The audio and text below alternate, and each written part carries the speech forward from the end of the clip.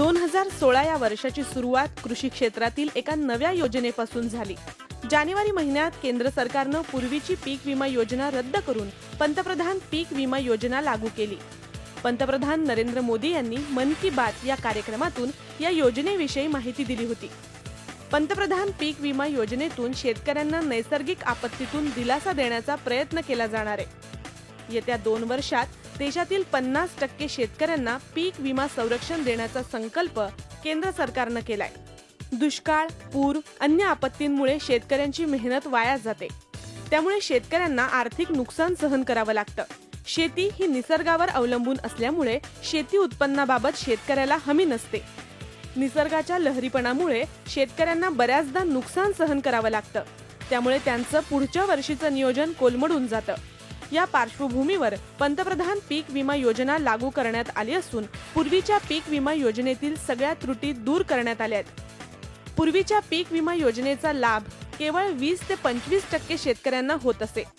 बहुतांश शेतकरी पीक विम्यापासून वंचित होते, मात्र पंतप्रधान पीक विमा योजना सर्वसमावेशक बनवण्यात आली आहे। 2015 हे वर्ष सरलं आणि 2016 ची सुरुवात झाली, मात्र नवीन वर्ष मराठवाड्यासाठी दुष्काळाची चाहूल घेऊन आलं। जानेवारी महिन्यात मराठवाड्यात तीव्र पाणी टंचाई निर्माण झाली। राज्य सरकारने टंचाईवर मात करण्यासाठी अनेक घोषणा केल्या। सुरू करण्याची मागणी जोर धरू लागली होती। चारा छावणी सुरू करण्यासाठी सरकारने काही अटी घातल्या होत्या। प्रत्येक जनावराला प्रतिदिन 70 रुपये अनुदान दिलं जात होतं। वास्तवात ती रक्कम कमी होती। ते अनुदान वाढवण्याची मागणी शेतकऱ्यांनी केली। याच काळात रोजगार हमीची कामं थेट शेतकऱ्यांच्या बांधावर सुरू करण्याची मागणी ही जोर धरू लागली होती, कारण मराठवाड्यातील दुष्काळानं भीषण रूप धारण केलं होतं। राज्यात पारा 40 अंश सेल्सिअसच्या वरती गेला होता। सततच्या नापिकीमुळे चारा पिकांचं क्षेत्र घटलं होतं, त्यामुळे चाऱ्याचा प्रश्न गंभीर बनला होता। शेतकऱ्यांसमोर जनावरं चारा छावणीत ठेवण्यावाचून पर्याय उरला नव्हता। केंद्रीय अर्थसंकल्पात कृषी क्षेत्रावर योजनांची खैरात करण्यात आली। यंदा शेतीसाठी तब्बल 36,000 कोटी रुपयांची तरतूद करण्यात आली होती। यामध्ये सूक्ष्म सिंचन, पाणलोट क्षेत्र विकासासाठी 5,300 कोटी रुपये, भूजल पुनर्भरण 6,000 कोटी रुपये, मनरेगा 34,699 कोटी रुपये, कृषी पतपुरवठा 9 लाख कोटी रुपये अशा प्रकारे 2016च्या केंद्रीय अर्थसंकल्पात कृषीसाठी तरतूद करण्यात आली होती। केंद्रीय अर्थमंत्री अरुण जेटली यांनी हा अर्थसंकल्प म्हणजे कृषी क्षेत्राचा उद्धार करणारा असल्याचं सांगितलं होतं, मात्र वास्तवात आधीच्या 2 वर्षी पडलेल्या दुष्काळाची दखल त्यात घेण्यात आली नव्हती। 2016च्या अर्थसंकल्पात शेतकऱ्यांसाठीच्या योजनांचा लाभ थेट शेतकऱ्यांच्या बँक खात्यात जमा करण्याची घोषणा करण्यात आली होती। खेडी इंटरनेटद्वारे जोडण्याचा संकल्प सोडला होता। शेतकऱ्यांना त्यांचा शेतीमाल थेट विकता यावा यासाठी केंद्रीय बाजारपेठ उभारण्याचं उद्दिष्ट ठेवण्यात आलं होतं। शेतकऱ्यांचं उत्पन्न 5 वर्षात दुप्पट करण्याचं आकर्षक स्वप्न दाखवण्यात आलं होतं, मात्र ते कसं साध्य करणार याविषयी कोणताच ठोस कार्यक्रम नव्हता। पाणी आणि पणन याविषयी फारसं भाष्य करण्यात आलं नव्हतं। मात्र पंतप्रधान सिंचन योजनेत 28.5 लाख हेक्टर क्षेत्र सिंचनाखाली आणण्याचं उद्दिष्ट ठेवण्यात आलं होतं। एप्रिल महिन्यात राज्य सरकारनं कृषीच्या दृष्टीनं एक महत्त्वपूर्ण निर्णय घेतला, आणि तो म्हणजे फळं आणि भाजीपाला नियमन मुक्तीचा। या निर्णयामुळे फळं आणि भाजीपाला बाजार समित्यांच्या जोखडातून मुक्त झाली। शेतकऱ्यांना फळं आणि भाजीपाला कुठेही विक्रीचा अधिकार मिळाला। यापूर्वी त्यांना हा शेतीमाल केवळ बाजार समितीच्या आवारातच विक्रीचं बंधन घालण्यात आलं होतं। त्यातून दलाल आणि व्यापाऱ्यांकडून शेतकऱ्यांची लूट होत होती। आडत, तोलाई, हमाली अशा प्रकारे शेतकऱ्यांकडून वसुली केली जात होती। मात्र फळं आणि भाजीपाला नियमन मुक्तीमुळे शेतकऱ्यांची लूट थांबली। नियमन मुक्तीनंतर शेतकऱ्यांचा शेतमाल थेट शहरात विकता यावा यासाठी सरकारनं पावलं उचलली। विधान भवन परिसरात शेतकऱ्यांना शेतमाल विक्रीसाठी जागा उपलब्ध करून दिली। राज्यातील वेगवेगळ्या शहरात स्थानिक महापालिकेनं अशाच प्रकारे शेतकऱ्यांना जागा उपलब्ध करून दिली। सरकारच्या या निर्णयानंतर व्यापारी आणि दलालांनी आडमुठी भूमिका घेत संप पुकारला। त्यांनी शेतकऱ्यांचा शेतमाल खरेदी करण्यास नकारही दिला। त्यामुळे शेतकऱ्यांचं नुकसान झालं. मात्र शेतकऱ्यांनी शेतमाल थेट ग्राहकांना विकण्यास सुरुवात केली. अखेर व्यापारी आणि दलालांनी नमतं घेत संप मागे घेतला. 2016 या वर्षानं कांदा उत्पादकांना दिवाळखोर बनवलं. देशात तसंच राज्यात कांद्याचं उत्पादन मोठ्या प्रमाणात झाल्यामुळे एप्रिल महिन्यात राज्यात कांद्याचे प्रचंड प्रमाणात दर घसरले. खरं तर भविष्यात दर वाढतील अशी शेतकऱ्यांना आशा होती. मात्र दिवसेंदिवस कांद्याचे दर पडत गेले आणि कांदा उत्पादक शेतकऱ्यावर रडण्याची पाळी आली.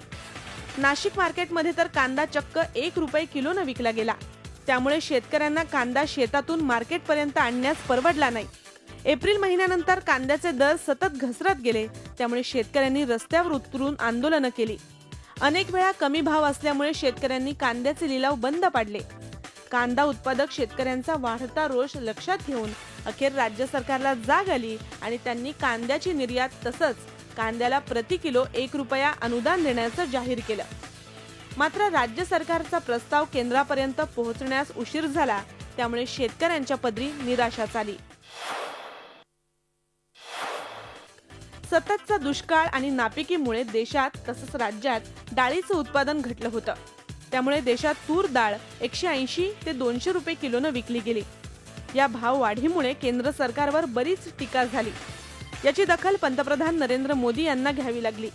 त्यांनी स्वातंत्र्य दिनी लाल किल्ल्यावरून भाषण करताना शेती क्षेत्राला सिंचनाची सुविधा उपलब्ध करून देण्यावर सरकार भर देत असल्याचं सांगितलं. देशातील अनेक भागात दुष्काळ सदृश परिस्थिती निर्माण होते. त्याचा परिणाम थेट शेतीवर होतो. दुष्काळामुळे शेती उत्पादनात घट होते. हे टाळण्यासाठी शेतीला शाश्वत सिंचन उपलब्ध करून देण्यात येणार असल्याचं पंतप्रधान नरेंद्र मोदींनी सांगितलं. केंद्र सरकार शेतकऱ्यांच्या पाठीशी असल्याची ग्वाहीही दिली. मोदी यांनी कृषी योजना प्रभावीपणे राबविण्यात येत असल्याचं स्पष्ट केलं. देश डाळीच्या उत्पादनात स्वयंपूर्ण करण्यासाठी शेतकऱ्यांनी पुढाकार घ्यावा असं आवाहन पंतप्रधान मोदींनी केलं. यंदा मराठवाड्यावर पावसाची कृपा झालीय. गेल्या 3 वर्षात मराठवाड्यातील जनतेला पहिल्यांदाच एवढं पाणी पाहायला मिळालं. यंदा मराठवाड्यात पावसाचा बराच काळ मुक्काम होता.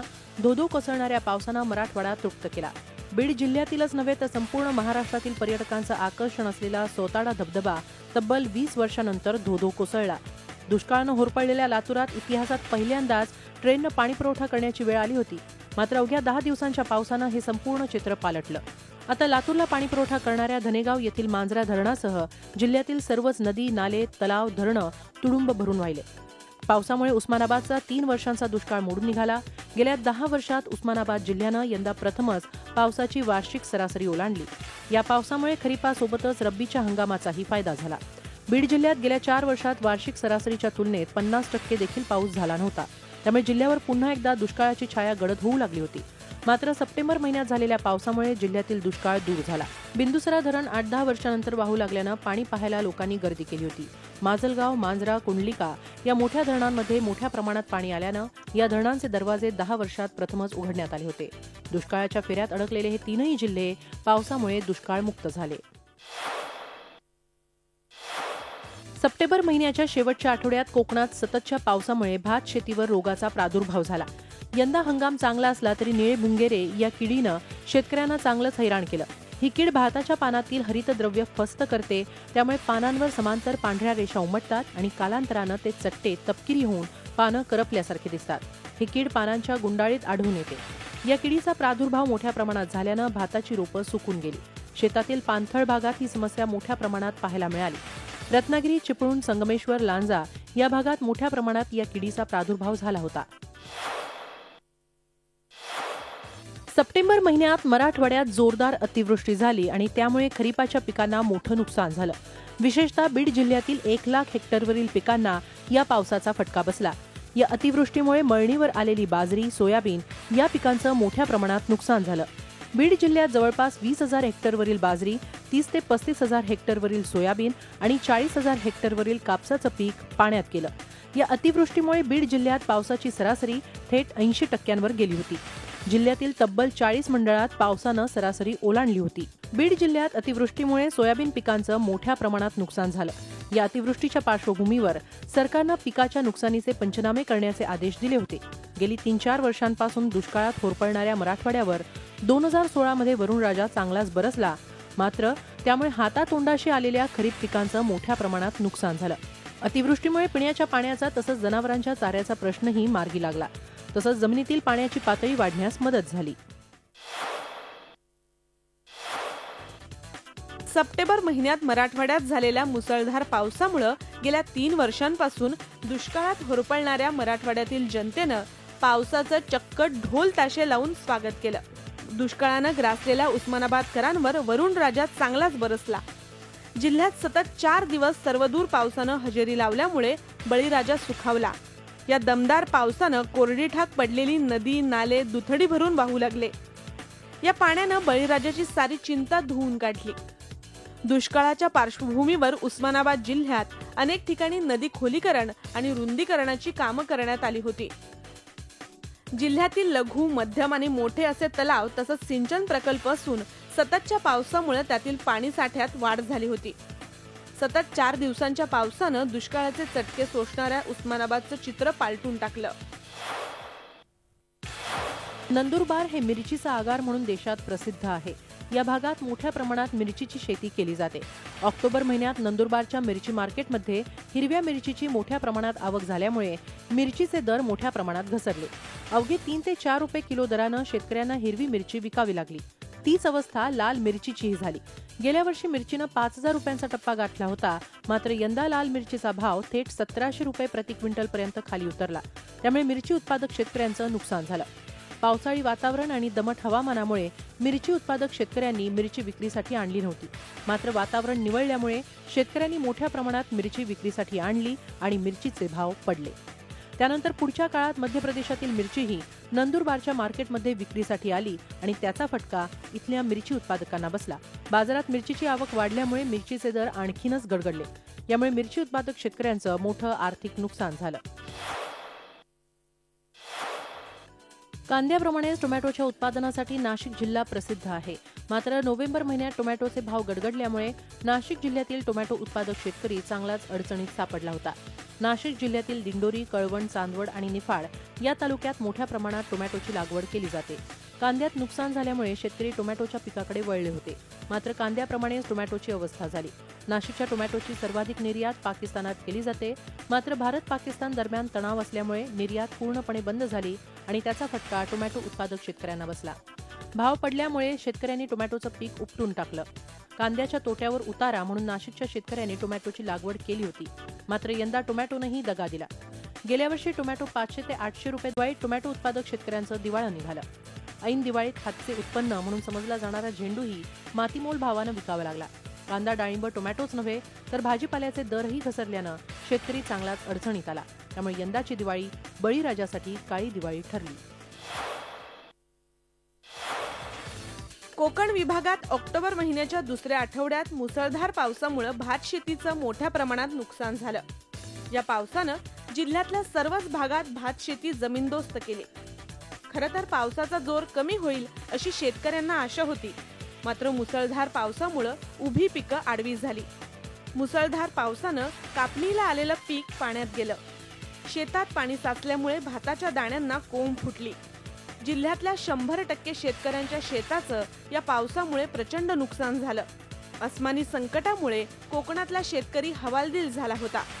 एकीकडे अस्मानी संकट झेलत असताना रानडुकरांनी उच्छाद मांडल्यामुळे उरली सुरली भात शेती हातची गेली. रानडुकरांचा बंदोबस्त करण्यासाठी शेतकऱ्यांवर शेतात 24 तास गस्त ठेवण्याची वेळ आली होती. यावर्षी कोकणात चांगला पाऊस झाल्यामुळे मोठ्या प्रमाणात भाताची लागवड झाली होती.